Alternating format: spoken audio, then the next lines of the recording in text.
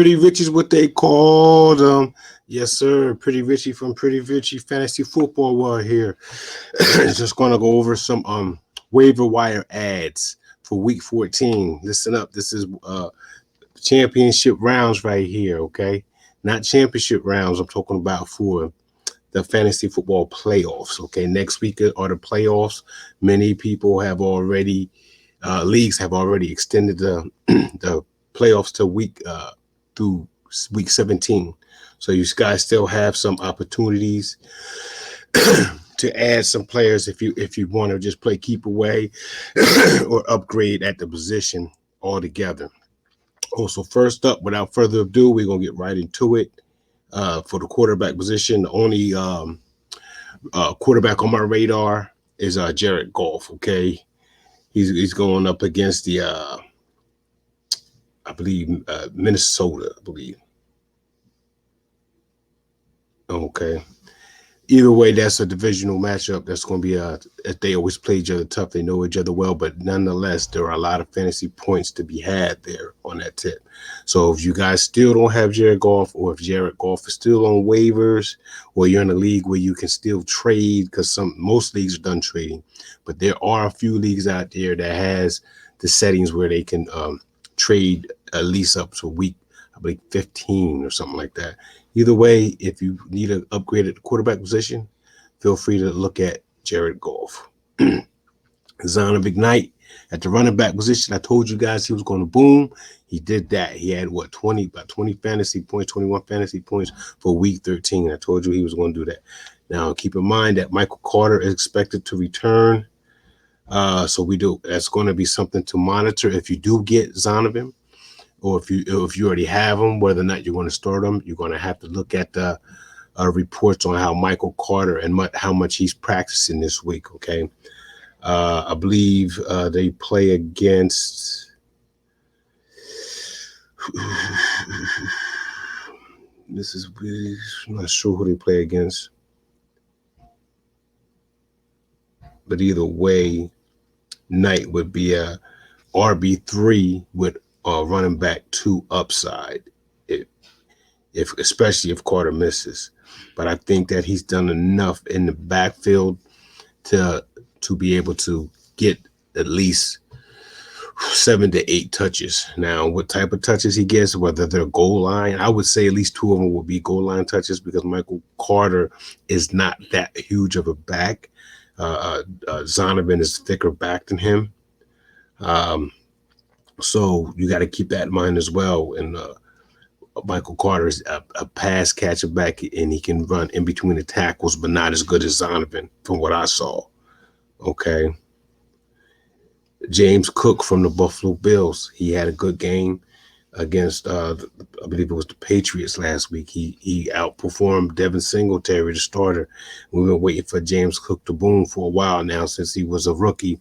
Took him a little while, but here we are on week 13 last week and 14 this week, and he's starting to show his talent. He can catch passes out of the backfield. He got 6 targets. He had 6 catches, 41 yards against the Patriots. He outsnapped Singletary by just 1 snap, 33 to 32. But either way, he outperformed Devin Singletary, the veteran starter. So they're definitely going to, the coaching staff of Buffalo is going to take note of that, and they're going to incorporate him more and more into the offense. So again, James Cook, you want to spend anywhere from 50 to 80% of your fab wire to get him if you really want to upgrade at the position, or if you're a Devin Singletary owner and you want to just secure the Buffalo backfield, you can go after James Cook as well. Next running back you might want to look at is Cam Akers from the Rams. He outplayed Kyren Williams. A lot of people were big on Kyren Williams just from a volume point of view. He's a pass catching back, but Cam Akers is a stud. Okay, he hasn't gotten opportunities. That whole Rams offense is in shambles without Matthew Stafford behind under center, without Cooper Kupp, without James Allen Robinson. He's out. You know what I mean? That whole offense as a whole is just too fickle for me to even mess with. And I was big on Kyron Williams 2-3 weeks ago, but not so much more now. Cam Akers is starting to show the coaches that, he can play and he deserves to be the RB1 within that offense. I believe they have a decent matchup move next week. I'm not sure. I don't have it on me. I believe they play the Raiders. Yeah, they get the Raiders on Thursday night. So it's a short week, which always bodes well for the volume of the running backs, because a lot of the offense is just not, they're just worn out from playing on Sunday. And now they got to turn around here and play again on Thursday night. Those guys are tired. They're not going to have a big, huge game plan. They're going to want to control the clock by running the ball a lot. Like I said, it bodes well for the running back. So if you don't have Cam Akers and you want to upgrade at the running back position, feel free to add him. Anywhere between 30 and 50% is reasonable of your fab wire. The next running back, there people ring the bell for Joshua Kelly. I'm not big on Joshua Kelly. I'm still a firm believer that Austin Eckler is still the man in that offense. But if you are Austin Eckler fan owner and you have him on your roster, you might want to handcuff him with Joshua Kelly in the event that you have the room on your bench to do so. Okay. Jordan Mason from the 49ers. A lot of people was talking about drafting him in the industry or picking him up off of waivers. He's supposed to have an expanded role with Elijah Mitchell being out. And don't forget, I would stay away from that situation because Jimmy Garoppolo, the head quarterback, is out of there. So I don't know which way they're going to go. There's talks of the 49ers even going after Baker Mayfield from Carolina to be either a backup or even compete for the starter position. That's just a mess. I'm not messing with that backfield. If you have, the only people you should have on the 49ers is Christian McCaffrey, Deebo Samuel, Brandon Ayuk. A lot of people would say, oh, you can't forget about George Kittle, but apparently the 49ers offensive coordinator has, because he just hasn't been targeted as of late. He's very inconsistent. I would try to stay away from George Kittle if possible. Okay, next wide receiver who I like, that who you can add if you don't already have him, especially in PPR scoring formats, the New York Giants, Darius Slayton, wide receiver. He's good. He gets a lot of targets within that offense, especially with all the injuries that they sustain at the wide receiver position. Last week he had 6 catches for 90 yards on 8 targets against Washington. So, and then he's got a tough matchup, though, a divisional game against the Philadelphia Eagles. But the Philadelphia Eagles can be scored on. The Philadelphia defense has allowed decent production for the opposing offenses. So don't shy away from Darius Slayton, especially as at least a wide receiver 3.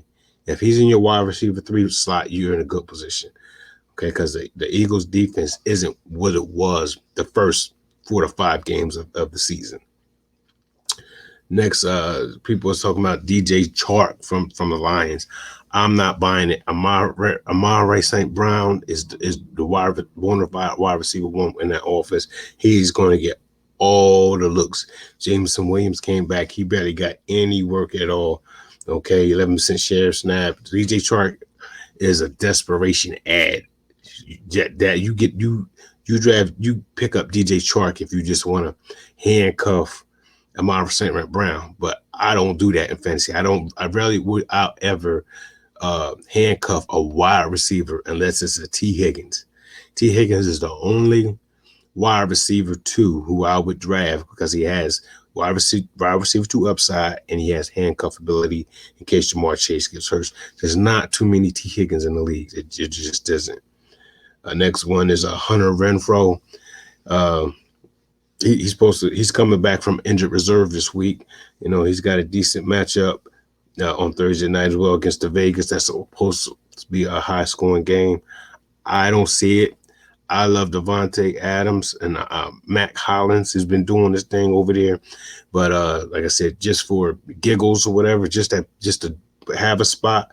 If you want to look at Hunter Renfrow and you believe he can add some value down the line in case somebody gets hurt, you can add him if you really want, if you have to, but I wouldn't do it. And last but not least, Greg Dulcich from the Denver Broncos. He's been killing it. He got 5 grabs for 55 receiving yards, no touchdowns. Okay, so Russell Wilson is looking to him early and often. He's a rookie. We've been championing him for quite some time now. So if you haven't gotten him, or if you have Cole Kmet, who's on the Bears are on a bye this week, so if you need a fill-in for you at the tight end position, Greg Dulcich is very good. Is a very good ad. Evan Ingram from the Jaguars, he's a very good ad. Tyler Conklin, he's a desperation. He's hit or miss. I thought he was going to have a good game against Minnesota. He had a subpar game. He has much more potential. His ceiling is much more higher, but his floor is just too low for me right now. So Evan Ingram and Dulcich are the two tight ends that I would look to add. Even Autumn from Tampa Bay, he's getting a lot of looks so those are my waiver wire ads for week 14. Like I said, you can find me on Pretty Richie Fantasy Football World. You can find me on Pretty Richie. I got a Patreon channel, Pretty Richie. I have a Twitter page, Pretty Richie 1111, I believe, and I have a YouTube. That's Pretty Richie 11. Pretty Richie 11 is for YouTube. Yes. So again, guys, you can find me on those channels. Join my Patreon page. This way you can ask me any type of questions and I'll get back to them. And I'll put you as a priority, you know what I mean? Because you guys are joining my Patreon. And don't forget, I got a Discord channel too. I get a lot right now. I'm posting just about everything that I do on these channels. But as my community and my channel grows and my status rises within this industry, because like I said, I'm at ground zero right now. But as my channel grows and my Patreon members grow, a lot of things are going to be just for them. I'm still going to post some things, but the exclusive stuff, the sauce, the real sauce, that's going to be very beneficial to people that they can win in this industry without other people seeing it coming. That's going to be held for my Patreon members, okay, and my YouTube followers, okay. So make sure if you really want the real nitty gritty sauce, join my Patreon, okay, Pretty Richie, okay. So with that being said, that's my week 14 waiver wire ads. You guys shouldn't be scrounging a waiver wire like that at week 14, okay. It's week 14. Your team should be pretty much set. You shouldn't be adding no more than 3 players. If you're adding more than 3 players from waivers in week 13 and week 14, you're behind. You don't have a strong team. I'm letting you know that now. Your team is flimsy. You should only be adding 1 or 2 players every week. That's it. And that just because of injury, because you want to back up a stud because you're afraid they might get injured. You know what I mean? But your team should be set at this point in the season. It's too deep in the season to be making major changes, major trades. The less is best when it comes to waivers. Less is best moving forward. With that being said, I love you guys, and I look to seeing you guys later. Boom. Ball game. Yes, sir.